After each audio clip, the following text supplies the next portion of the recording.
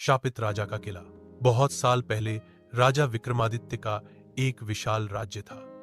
उनका किला सोने चांदी से चमकता था और लोग उन्हें न्यायप्रिय मानते थे। लेकिन उनके जीवन में एक भयानक रहस्य छुपा था। कहते हैं, एक दिन एक तांत्रिक साधु राज दरबार में आया और राजा से बोला, मुझे यहां ठहरने दो, मैं साधना करना चाहता हूं। लेकिन राजा ने उसे ठुकरा दिया। क्रोधित साधु बोला, राजा, आज से तेरे महल में कभी शांति नहीं रहेगी। तेरी हर रात खून से सनी होगी और तेरी आत्मा अमर होकर भी शांति नहीं पाएगी। उस दिन से किला बदल गया। रात होते ही किले की दीवारों से खून टपकने लगा। सैनिक अचानक गायब होने लगे। लोग कहते, आधी रात को राजा खुद अपने कक्ष से निकलकर भूत की तरह महल में घूमते।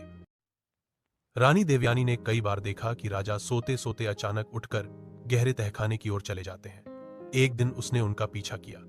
वहां उसने देखा राजा के सामने एक काला शीशा रखा है, जिसमें उनकी परछाई नहीं बल्कि एक दानव दिखाई देता है। दानव बोला, तेरी शक्ति मेरी वजह से है राजा।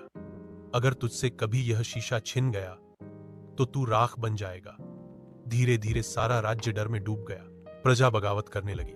राजा ने अपनी सेना से गांव जला दिए ताकि कोई उसका रहस्य जान न पाए। लेकिन रानी देवयानी और सेनापति अर्जुन ने मिलकर योजना बनाई। उन्होंने तहखाने में जाकर उस काले शीशे को तोड़ दिया।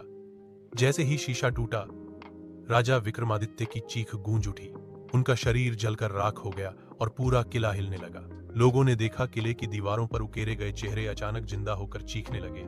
फिर सब मिट गए। आज भी उस किले को लोग शापित राजा का किला कहते हैं। कहा जाता है, रात के अंधेरे में वहां अब भी राजा की परछाई घूमती है, अपने खोए हुए शीशे को ढूंढते हुए।